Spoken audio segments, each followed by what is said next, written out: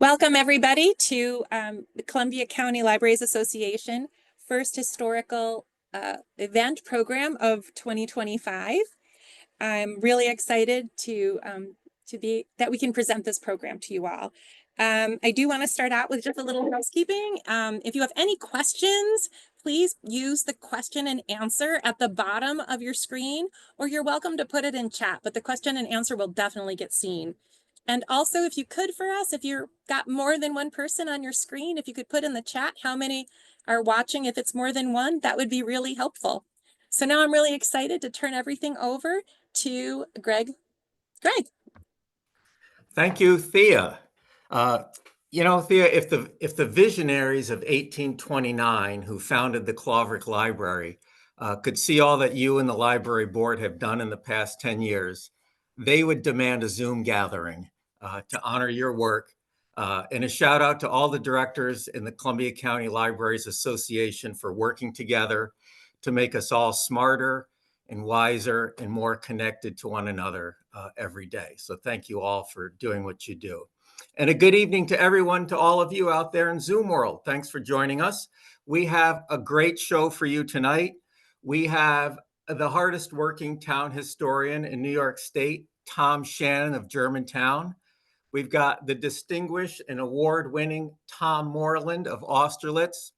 We have the little engines that could, Deborah Cohen and Edgar Masters of Copake Falls. And in a moment, we'll start our Columbia County history sampler with DAR Regent Virginia Martin, whose idea it was to bring us together this evening to celebrate, to thank, to let the world know all that the Pomeroy Foundation has done to help us celebrate and preserve our shared history. In 2005, Bill Pomeroy was fighting acute myeloid leukemia. Fortunately, he was matched with a donor and received a life-saving stem cell transplant. And it was then that he started the Pomeroy Foundation with the dual mission of supporting greater diversity in bone marrow donor registry so that anyone from any ethnic background could find a matched donor. And as if that's not enough, also supporting the work of local historians. Two seemingly unrelated missions, other than the clear fact that both are worthwhile and absolutely wonderful. And for that, we honor Mr. Pomeroy and all of the hardworking, very skilled people of the Pomeroy Foundation. We're starting our evening by sailing into the port of Hudson, where we'll disembark, take a short walk up to 113 Warren Street, and pay a visit to DAR Regent Virginia Martin of the Robert Jenkins House. Hello, Virginia. How are you this evening? Hello, Gregg. I'm very good. How are you? It's so nice to be here. And Virginia, tell us a little bit about your site and its connection to Pomeroy's past and present. That is exactly what I'm going to do, and I'm going to try to share my screen now if I could. Is that working? Yes. Good. That's great. Okay. So as Gregg said, I'm the regent at the Hendrick Hudson chapter of the National Society, Daughters of the American Revolution, and I'm going to be explaining, as you asked, our connection to Pomeroy's. The Robert Jenkins House at 113 Warren Street was built in 1811 by the son of a Hudson proprietor. It was the proprietors who came to Hudson from Nantucket in 1783 to establish a whaling port. Robert's daughter, Caroline Jenkins, married Samuel Pomeroy White, son of Samuel White and Wealthy Pomeroy. Yes, that was her name, Wealthy Pomeroy, who is connected to Lemuel Pomeroy, who founded the Copake Iron Works, which you will hear later about, and importantly, is connected to Bill Pomeroy of the William G Pomeroy Foundation. Caroline's and Samuel Pomeroy's daughter, which would be Wealthy's granddaughter, was Frances, or Fanny. Fanny was born in this house in 1833. Her family moved to New York City shortly thereafter. And in 1900, she was all grown up and a wealthy woman, and she would repurchase the home of her birth and donate it to the new Hendrick Hudson chapter of the DAR. So, what is the National Society of the DAR, Daughters of the American Revolution? It was established in 1890 as a service organization with goals of historic preservation, education, and patriotism. It's a lineage organization, and it's open to any woman who can document a direct line to someone who supported the patriot cause, and no, not just a man, and no, not just a soldier. The Hendrick Hudson chapter has about 130 members locally and well beyond. We have a keen focus on genealogy. So our chapter has two connections to the Pomeroy family. One is through the family itself, wealthy, Lemuel from the Iron Works, and Bill all descend from one Eltweed Pomeroy. The other is to the foundation, which supports history and historic preservation, and which has twice granted critical funds to our chapter to repair and then replace our slate roof.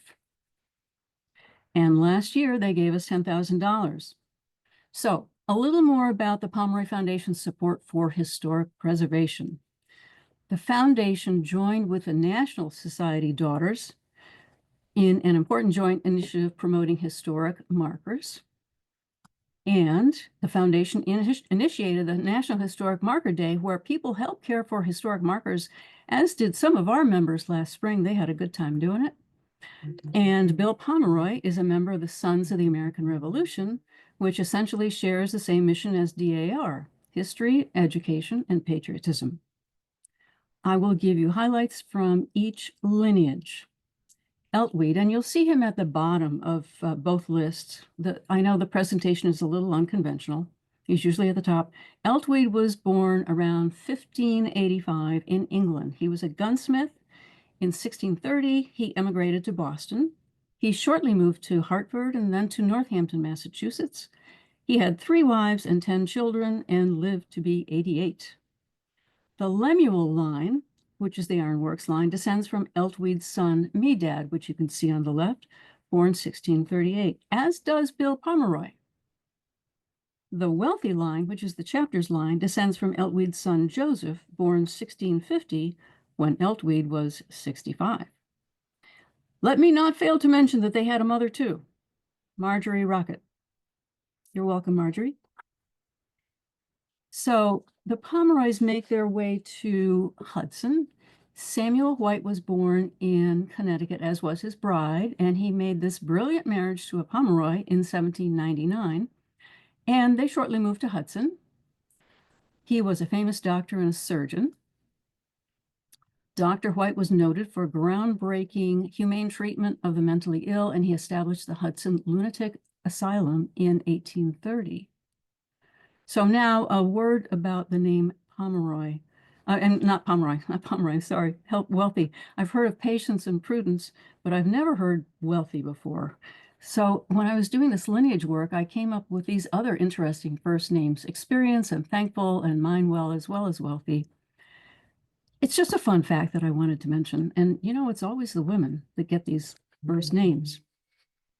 Now, there were patriots in both lines.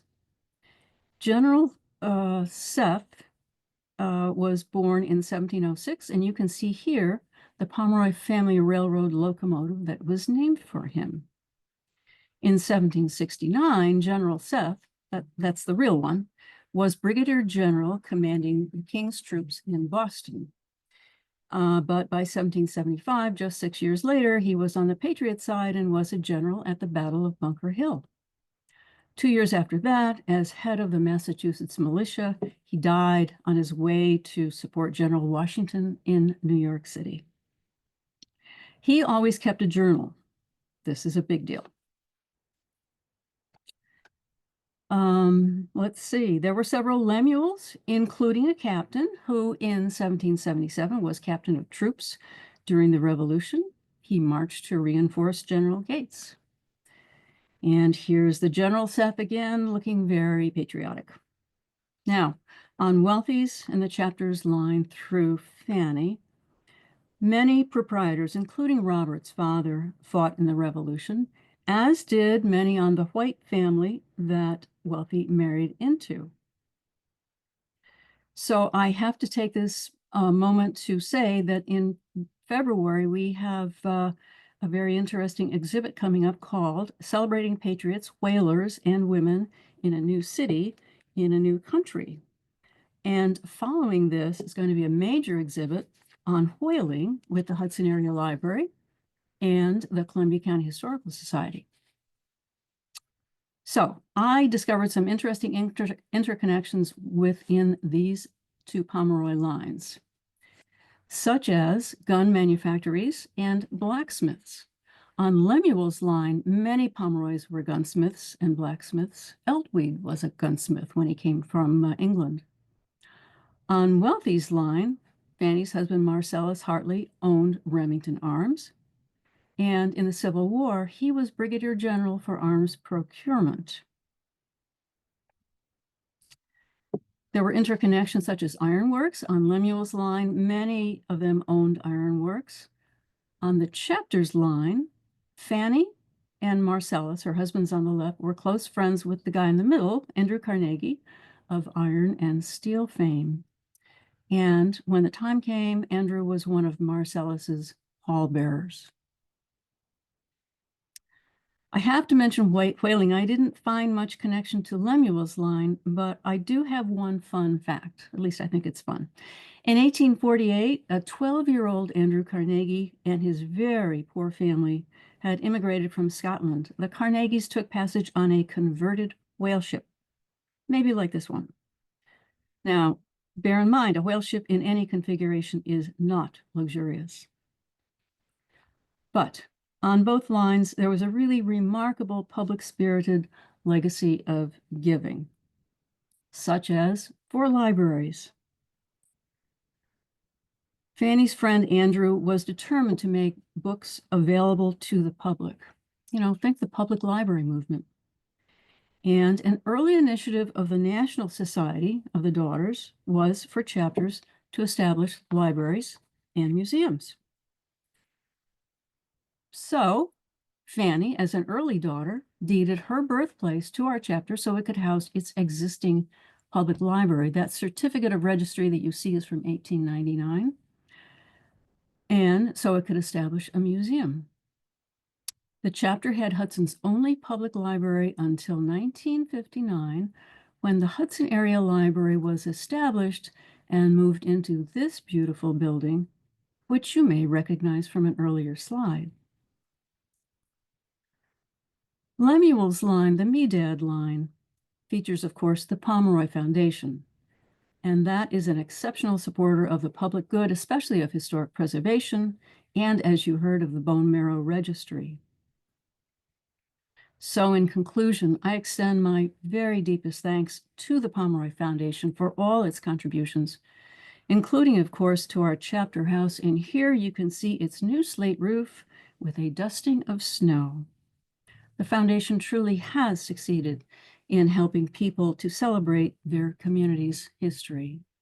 And I have to give credit for what I've got in this presentation to the Hendrick Hudson Chapter Library and its archives and its members' research, to the Gossips of Rivertown and Carol Osterink, to the Friends of Taconic State Park, the William G Pomeroy Foundation website, the American Pomeroy Historic Genealogical Association, the work of historians like the ones on this panel, and of course, the Claverick Library and the Columbia County Libraries Association. Thank you. So Virginia, that's fantastic. So I just need to clarify and make sure that I'm not mishearing things here. You just stitched together a history of Pomeroy's, libraries, and an historic site. And here we are tonight in 2024 talking about Pomeroy's historic sites, and it's all going through the Columbia County Library system, because that's almost seems, yeah. How does that work? That's great. It's Yeah, fantastic. So in the world of, everything old is new again, we'll take this as an example. We'll leave some other examples of that behind. But in the world of everything old is new again, we will take this triumvirate of Pomeroy's libraries and historic sites. That's fantastic. And there's some new in the world of big data that we live in now. There is evidence emerging that what you name a child has something to do with their destiny. There's a greater percentage of people named Dennis who become dentists. This is true. I make a lot of things up, but I'm not making that up.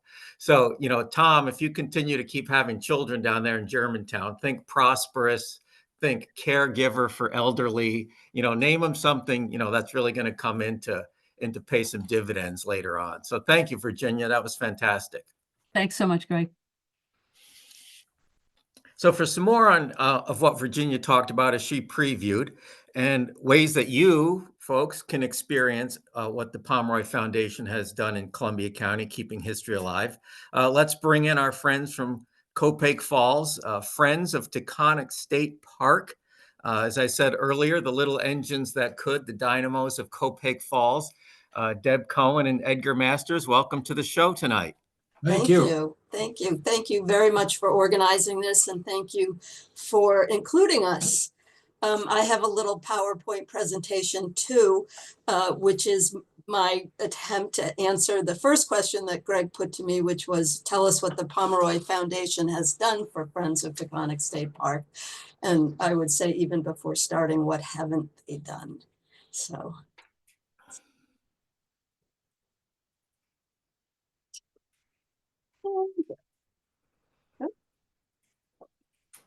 Oh, back. Sorry. Sorry, I need to go back to the beginning. All right, there we go. Beautiful. Okay. All right. So as Virginia described, Lemuel Pomeroy and his wife Aurelia were the founders of the Copake Iron Works here in Copake Falls. They are buried at the Church of St. John in the Wilderness Cemetery, and with a very prominent tombstone, and as pictured here. So that is the first very concrete connection to the Pomeroys, current living connection to the Pomeroys. One of the first projects that Friends of Taconic State Park undertook in 2010 was the preservation of the Copake furnace, which is the centerpiece of the Copake Iron Works that Lemuel founded. A major grant from the Pomeroy Foundation allowed us to build this roof structure over the furnace, and then in a separate project to replace cornerstones around the furnace to keep it propped up, to keep it standing. That grant also helped Friends of Taconic State Park leverage significant support from our community. So was extremely beneficial in those two ways. We have two Pomeroy Foundation roadside markers. One identifies the Copake Iron Works as a National Heritage Site in the Hudson Valley, and the other identifies the location of 3 homes where Pomeroy family members lived. Those 3 homes are no longer standing. One is. Our Pomeroy Family Railroad was by far the biggest project of Friends of Taconic State Park. And here, this is Darren Pomeroy and Carrie Burse, who was with the foundation at the time. They made a grant to help us undertake the recreation of the railroad at the Iron Works. And this is before all of the decorative work on the engine was completed. Another picture of Brigadier General Seth Pomeroy, Virginia mentioned, was notable for fighting in the Battle of Bunker Hill in 1776. We're really proud to have his name on our engine. The Pomeroy Family Railroad Station House was made possible by the foundation. And also at this station is a big sign that describes the members of the Pomeroy family whose names appear on different parts of the railroad, including General Seth, Lieutenant Dan, whose name is on one of the passenger cars, as well as along with Senator Sam. And Clarissa was the daughter of Sarah and William Pomeroy of the 1800s, and she was a school teacher. So this signage at the ironworks is really interesting to help understand all of the connections. And that's it. So, All right. What's the full, if I want to come out to Copake Falls and get the full experience out there, tell me what I do. I drive out, I park, then what should I do? Well, I would suggest you start at the visitor center. We have a modest visitor center with a diorama of the ironworks, an accurate historic diorama about the 1880s when it was no longer under the Pomeroy ownership. It was the Miles family ownership, but it was probably the heyday of the iron production at that time. And in addition to that, in the visitor center is an excellent video which relates the ironworks industry to American history and to the locale. Why should you visit there? Right. Well, history is important because we need to know how we got to where we are today. When the state acquired the land on which the Copake Iron Works sits, they were trying to protect the major access to the famous Bashfish Falls in Massachusetts, just across the state line. So their interest was the land. In effect, they got the ironworks for free. And for a long, long time, it was an industrial ruin. And the Friends of Taconic State Park have been very successful and aggressive in taking that industrial ruin and bringing it back, preserving it and bringing it back so that it can show how iron was made in the second half of the 19th century and to preserve the buildings.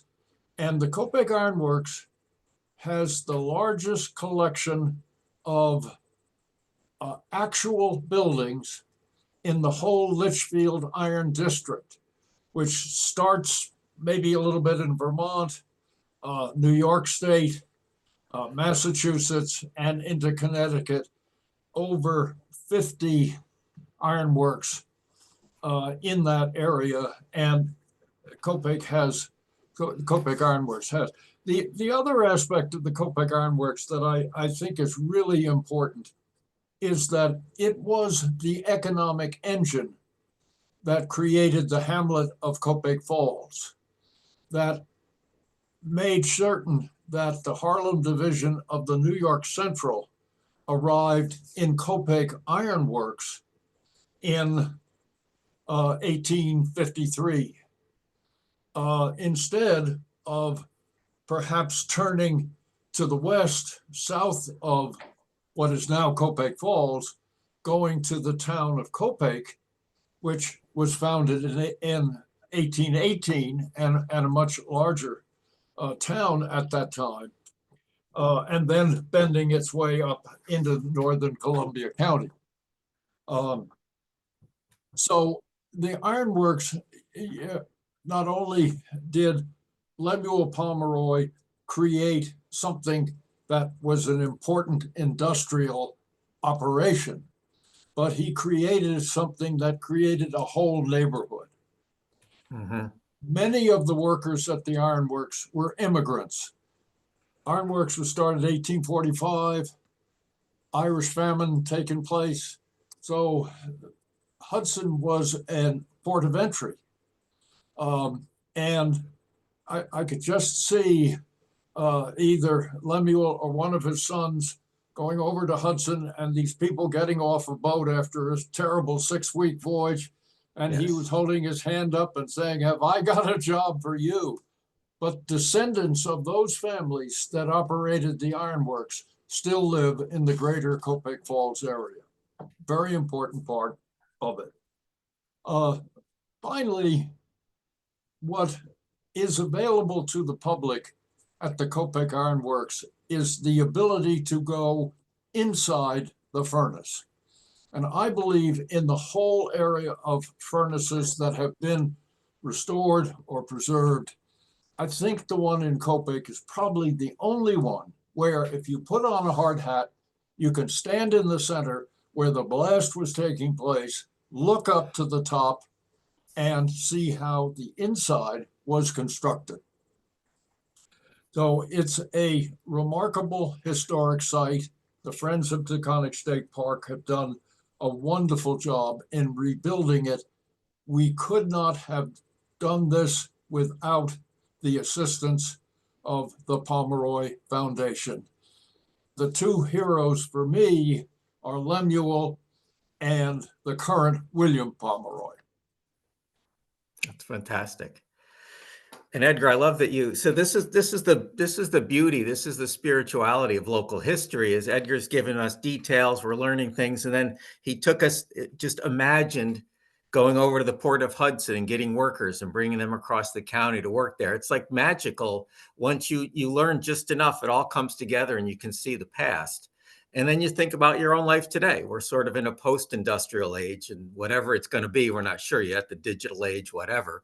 But it's very different. We're still the same genetically as the people who got off the boat and the people who worked at the furnace, right? We're no different genetically than they were. So, how would I have fared then? I have bad eyesight and very little upper body strength. I don't think I would have done well.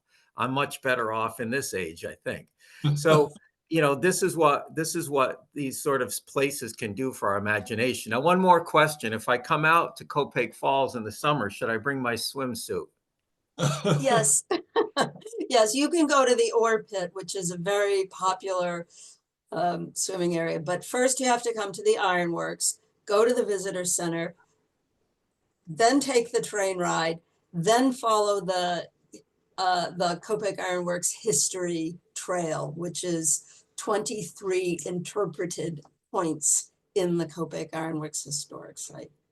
That's And great. you'll- And then we can rent a bike from Bash Bish Bicycle. So Yeah. this is better than, I mean, you can go out there and spend the day. You can learn, you can go for a ride, you can go in on the train, you can go in the furnace, you can take a swim, you can go for a bike ride on the bike trail, and then you can just go to one of nature's greatest places, the what is it, the Niagara Falls of the Regent region, Bash Bish Falls. I mean, it's better than, Tom, cancel that trip to Disney with the family, save $10,000 and just tell them you're going to Copake. No. So, they'll let you in for free. So it's really fantastic. A trip out to Copake Falls is well worth it. And it's a beautiful ride out there. And thank you for all you do, Deb and Edgar, for bringing that to life. And it's easy to tell how much it means to you, and you get as much out of it, probably more than you put into it. Thank you, Greg. Thank you Thank you very much. Yeah, our pleasure. Thanks for coming on the show tonight. Thank you.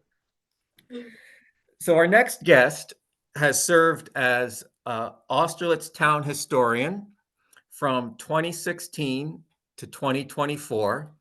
And he's the author of The Old Houses of Austerlitz, The History and Early Architecture of a Rural New York Town. And everyone should always keep a copy within arm's length. This is the first printing, my copy.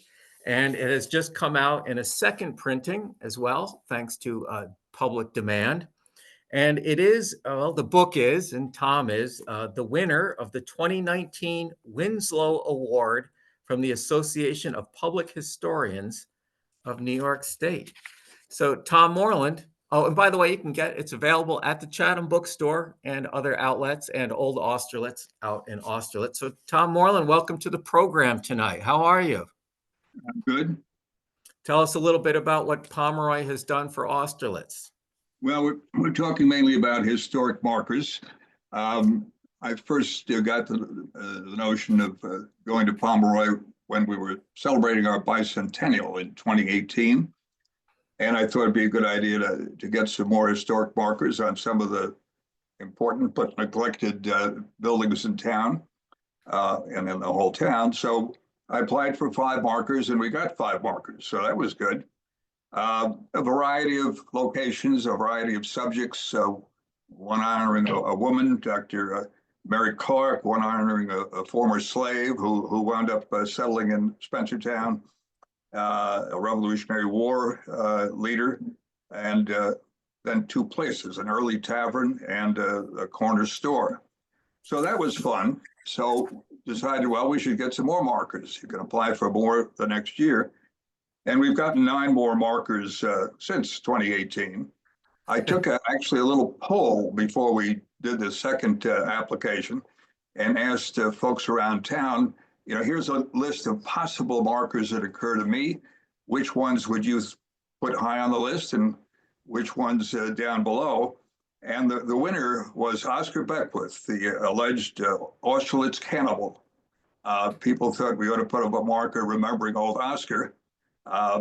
And so that's on Route 22, Austerlitz. And I've been told that every now and then, the cars go through there 60 miles an hour. Every now and then somebody pumps on the brakes when they see this marker and turn around and see who the heck was Oscar Beckwith. Here is the marker. We don't have the fancy technical ability here in the hill country. We're very basic. So here is the Oscar Beckwith. Can you see that? We can't, Tom. No? No. You can see me, right? We can see maybe you. I should hold up here. You look great, by the way, Tom. Well, anyway, this marker. I think I've got it. Give me a second here. Okay. I can bring up from the Pomeroy site, I think. Maybe not. Let's see. Oh, yeah. How about that? There we go. So this is not the actual marker, but this is the text of the marker. That's the wording, yeah. Beckwith killed Vanderhook, and then he cut Vanderhook up in about 17 pieces. And he either intended to eat those pieces or burn them in the stove, depending on who you listen to. And as the sign says, he held out for 3 years under an alias in northern Canada. But they finally got him. Brought him back. He was tried twice and convicted twice and hanged in 1888. I don't say anything about the cannibalism in the marker because that could not be verified by original sources. And indeed, I think it's not true. It's one of these legends that's built up over the years. Of all the markers I applied for, I only got rejected once. There's a beautiful Greek Revival house on South Street in Spencertown, which some people think is the finest Greek Revival residence in the county. So I did a proposed marker about the Lawrence family that had owned it at some point, but it really wasn't connected to the house very much. And the Pomeroy Foundation, as you probably know, is not interested in architecture. They're strictly history, really. And I really couldn't come up with something of any historical note in terms of who built the house or anybody who lived in it. So I agreed to, okay, we'd withdraw that one. But we've got, as I say, a total of 14, which may be about right. You could have too many of these things, I think, and begin to look like a museum. But, I think the markers are beneficial. They do reinforce a sense of place, What's the background of this area? They kindle some interest in local history, I think. And there's a rigor for we historians. Pomeroy is quite strict that you've got to prove what you want to say in the marker by original sources. And that's I wanted to ask you about that, Tom. So you don't just write what you want on the marker down on a postcard and mail it in. Tell us about the process to get one. Well, you first have to submit a letter of intent that tells basically what your proposed marker is about. And then you get into a dialogue with one of the historians on the Pomeroy staff. And you've really got to prove the assertion of everything you say through original sources. That is, you can't just quote a book that's been written in the 20th century. You've got to go back and pull up original evidence of whatever it is you're saying on the marker. A deed, a letter, a newspaper article, something from the time period, right? Yeah, wills sometimes are relevant depending on what you're looking at, but deeds certainly, and mortgages and tax rolls, and sometimes just other extrinsic but original evidence. This is another sign from Austerlitz on Route 22. As it says, this is a building that was a hotel and an inn from way back when, and it was famous as the Harvey Hotel for about 35 years, and then it became the Columbia Inn in the 1920s, and that was a real gathering place. It had a dance pavilion, and it had an indoor, barn and restaurant. And the St. Vincent Millay would frequent that, and her husband. So again, we thought that was worth preserving. Today, it's a residence. You wouldn't know what it had been in olden times. So this marker tells you. Mr. Moreland here is excessively humble, which is one of the many things I love about him. So to get one of these markers, you provide primary sources. And, Pomeroy, if they approve it, they eventually give the money for the marker to be purchased.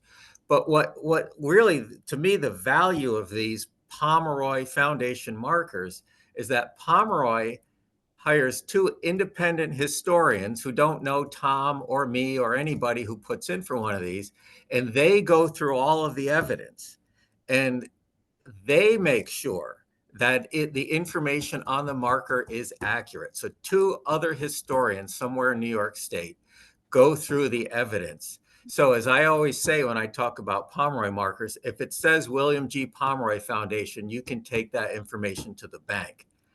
I can't say the same for other historical markers, like ones that say state ed, the really old ones. I'm not sure how those came to be, but it was a different time period with different standards, I guess. But if it says Pomeroy, not only has your local historian gone through the evidence and found it, but two others have checked it out. And at times they find more information and improve the text. Yeah, it's not a relaxing undertaking. You really have to put together an impressive record to pass muster with those folks. But again, it's a useful sort of discipline to help us separate a lot of local lore that everybody in town knows. Oh yeah, that was the whatever, versus something you can actually objectively prove through original sources.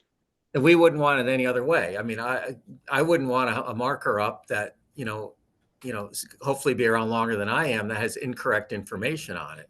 So when I go by the markers that I've had put up and the ones you have, I'm like, yeah, they're solid.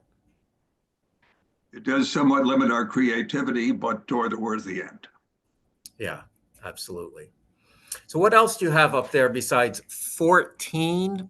You have 14. So in 2018, I was up in Austerlitz for their bicentennial with the Ghent band, and Tom unveiled the 5 markers. It was a beautiful day. He arranged them for the time of day. The sunlight came in. They sparkled like they were encrusted with diamonds. And I thought, I need some of those for Ghent. So I went through the process and I managed to get 5 for Ghent. So I'm doing pretty well. I'm keeping up with Austerlitz. And then next thing you know, they've got more going up and he's up to 14. So it's been inspiring what you do up there, Tom. So what else might we find if we visit Austerlitz on a history trip?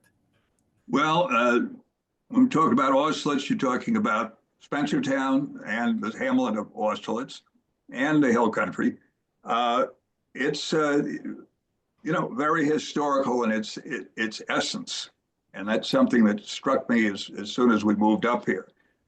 There's a relative lack of modern buildings. There's an awful lot of old houses and old buildings, which is the product of luck more than anything else, I think. There hasn't been a lot of development pressure here. We have no historic preservation ordinance that requires maintenance, but people have liked these houses from generation to generation, and so they've kept them up. And my book gives the history of 168 of the houses and other buildings that date from 1888 back to the 1760s. So it's a pretty remarkable percentage of survival. And the road system, we have the Taconic State Parkway, but the country roads are very much the way they were in the 1700s. I'm actually out to prove that. We have the meets and bounds description of those 9 original roads in 1758, 1760. And I've had those meets and bounds neatly typed up, and I gave them to a surveyor a couple of weeks ago, and he's going to plot them all out for me. And then I'm going to see if I can figure out which of these original roads relate to today's roads.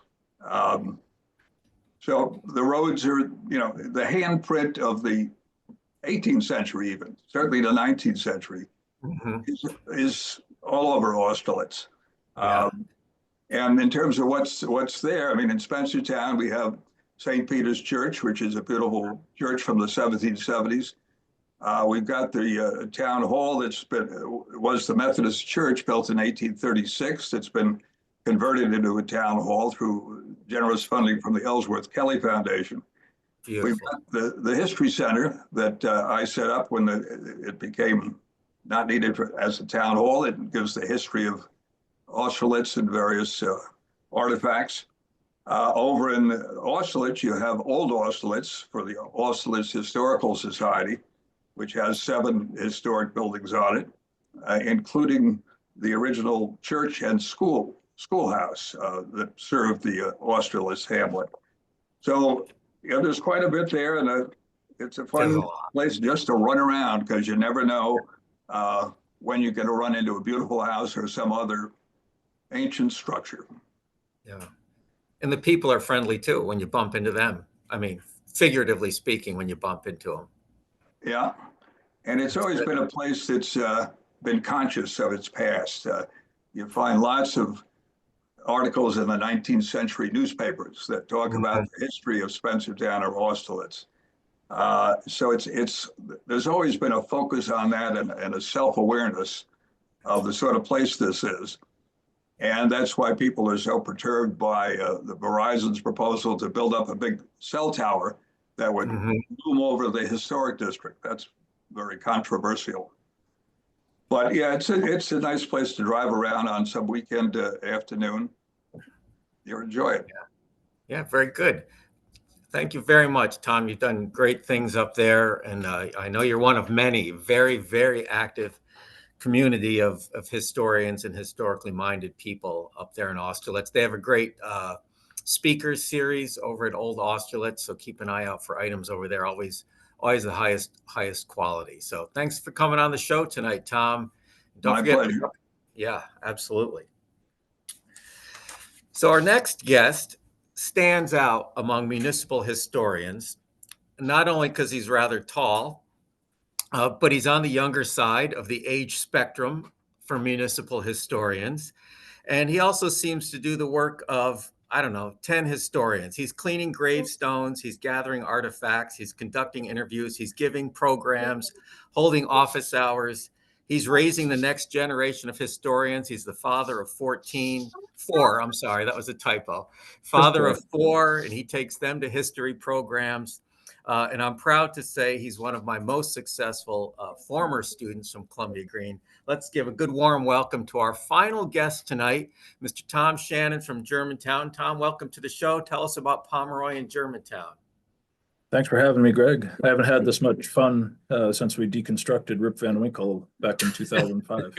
We never did put them back together either. No, I don't think so. So Pomeroy's been very generous to us here in Germantown. I've been the town of Germantown historian since January of 2019. And I have yet to obtain from the Pomeroy Foundation a traditional blue and yellow marker. However, have obtained a Legends and Lore marker a couple of years ago now. And give me a second to share my screen. Right here. And that's what it looks like. It's called Hager's Vision. And this brings us back to the Palatine era. We have a lot of trouble with the traditional route with Pomeroy signs, applying for Pomeroy signs, because the most significant history here in Germantown is from the 1710 Palatine migration to New York. And this is a huge historical topic that's kind of underplayed in the traditional narrative of American history. And there are quite a few surviving records. However, it's very hard to double and triple source particular facts. So a lot of the early history here in what was called East Camp at the time is a little bit murky. Now, one of my predecessors as historian was a man named Walter V. Miller, and he wrote a two-part story in the Chatham Courier back in the 1950s, and it pertained to Hager's vision. Reverend Johann Friedrich Hager, he was part of the Society for the Propagation of the Gospel in Foreign Parts, which, if you've done any reading in 18th century New York province history, you'll know that name because it comes up again and again.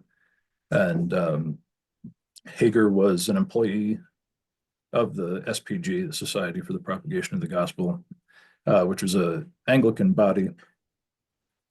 And if you know your Palatine history, the people here in East Camp in 1710 were very much fell into two camps, either Lutherans or adherents of the Reformed denomination or Calvinist denomination.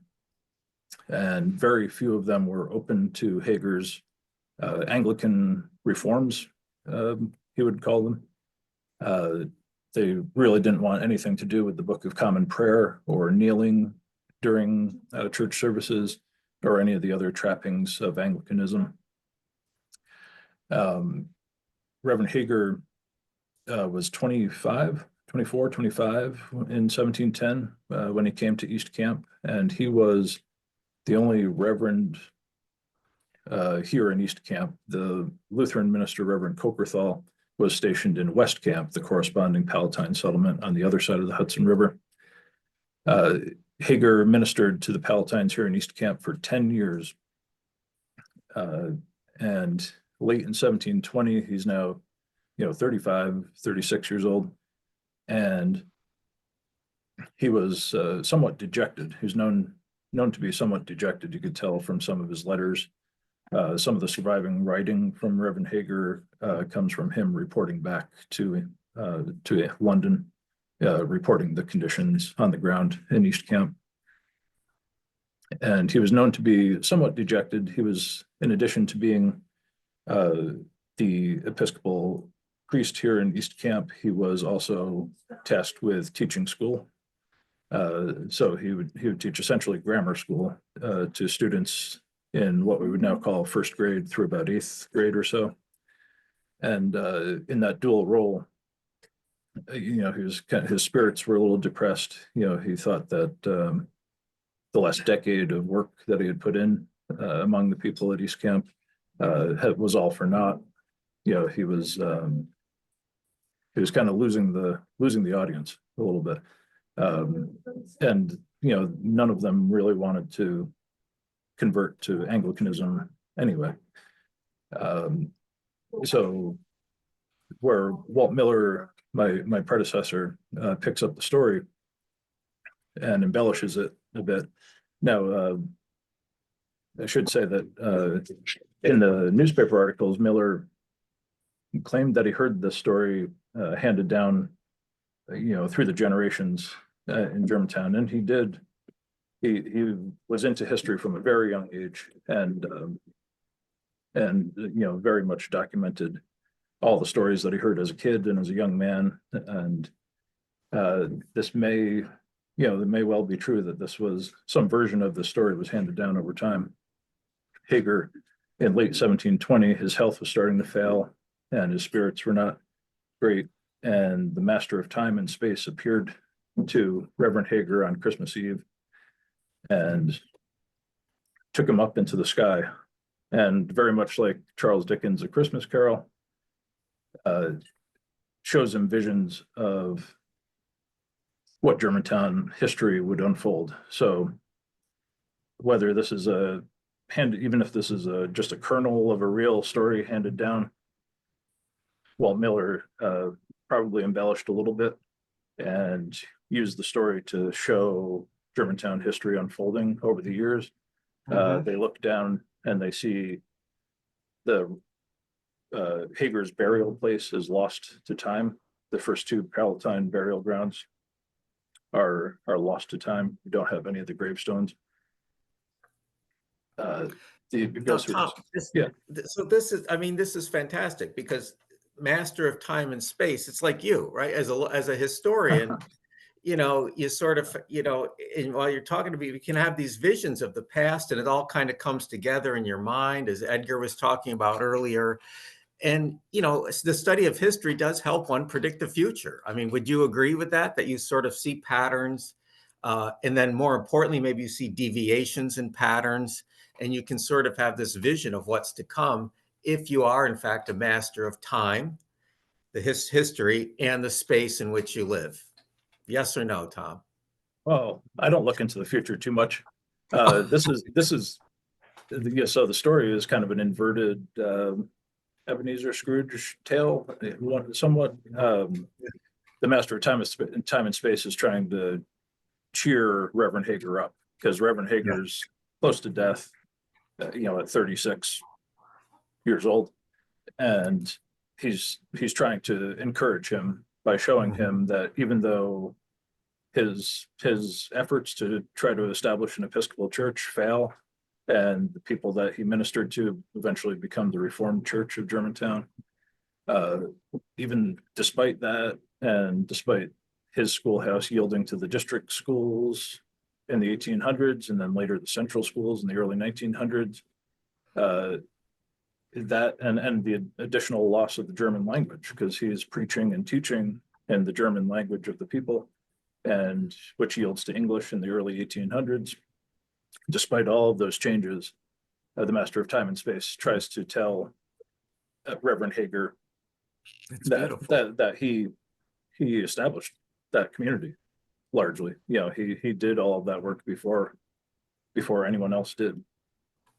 So this is an additional charcoal drawing, and one of the Chatham Courier articles that Walt Miller wrote. So this is how we know the story. So it's a two-part story. It's available if you follow the Germantown history social media. You can find links to the entire story online. You're welcome to shamelessly self-promote, Tom. Go right ahead. Absolutely. These are just what the actual newspaper articles look like. So, greater love hath no man. That's the Bible verse that ends the story. Reverend Hager rallies, gives a great sermon on Christmas Eve, and dies in the early days of January 1721, possibly January 6th, who knows. And he was not doing well. He sent his wife out to take care of a young boy who had fallen ill. He dies while she's out taking care of the young boy. And when she comes back, she finds him dead in his chair and a piece of paper on the table saying, "Greater love hath no man," which is from the Gospel of John, in King James Version. That's Walt Miller, my predecessor as Germantown historian, and right in front of Germantown Central School. The library that I work in during the day is right behind here, these three big windows back here. So I love this picture. One, because he's young. Almost every other picture we have of Walt Miller, he's an old man. He's clowning around a little bit, and he's right in front of where I work. So this is probably my favorite picture of Walt Miller. Pomeroy Foundation has additionally been very generous to Germantown through the history grant. So they do occasionally give just outright cash awards for history projects, and they've helped me with gravestone cleaning. This is just a couple of weeks after cleaning. This is a gravestone in the Livingston Memorial Reformed Church in Linlithgow. And this is a gravestone in the Second Lutheran Cemetery in Germantown, right on the border with Claremont. And this one's pretty interesting. This has, we don't have time to tell the story tonight, but this is one of the greatest tragedies that ever happened in Germantown. There was a boat accident on March 26, 1845, killed 9 prominent residents of Germantown, all drowned in the Hudson River. And it says right on this gravestone, Gideon, wife of John Trumber Jr., was drowned in the Hudson River, March 26, 1845. And that was almost illegible because of mold and mildew on that gravestone before we cleaned it. Additionally, the Pomeroy Foundation has given a cash award for about $3,000, and that helped us buy new computers, a new scanner, a new printer, and some other technology for the office at the Germantown History Department.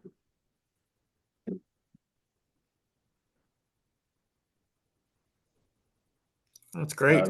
That's all I got for slides. And, again, just want to say thank you to the Pomeroy Foundation because, they really helped with multiple projects here in Germantown. Yeah. And in Ghent, we've got 5 of the blue and gold markers, and we have a Legends and Lore. And I just want to say the Pomeroy people if every organization was run like they are, the world would be a better place. You would think people giving money away could afford to be difficult and hard to work with. But that seems to be the people who want to take your money once they have it. It's so efficient and well run, and everyone there is responsive in the way the grant system is set up. It's very, very easy to work with. So I think all the participants here would agree with that. And that certainly makes it a whole lot more pleasant for the whole thing. So again, we really appreciate Pomeroy's. We moved around the county a little bit tonight. We've sort of been in the eastern part and the western part. And the cultural divide in Columbia County once ran north-south between the more English people in the east and the more Dutch in the western part. Today, we all know the main divide, the cultural divide in the county is socioeconomic. Are you a local or are you from the city? And one thing that I've observed at many of the history programs that I've attended and I've put on is that both subcultures come to history programs. Both subcultures are very interested, and they come, and it brings us closer to each other. And when we are now all connected to this place, once we understand the story of the place, we all get along much better, and we know each other's names. And we all love where we live, no matter how long we've been here or how big our bank accounts are.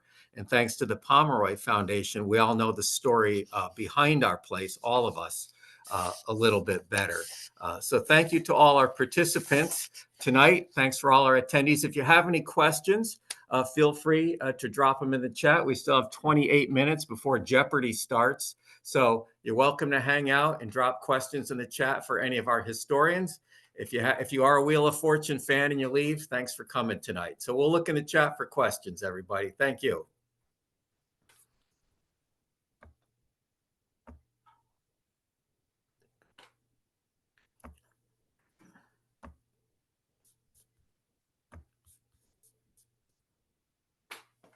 All right, well, maybe we end. Oh, here we go. Will there be a recording available? Yes. Thea, do you want to mention that? Yep, yeah, we'll have a recording available as soon as we can get it uploaded onto the YouTube channel and then put on the website. So it might be a couple of days, but we'll get it going. Excellent. And yep. Oh, Laura and Joe, say thank you. Thank you, Laura and Joe. All right, I think we did it. Thanks again, everybody. Thank you very much, Bill. Thanks for coming. It was lovely to do this from the comfort of our own home. So have a good night, everybody. Thank you, Greg. Well done. You got it. Absolutely. It was wonderful. Thank you.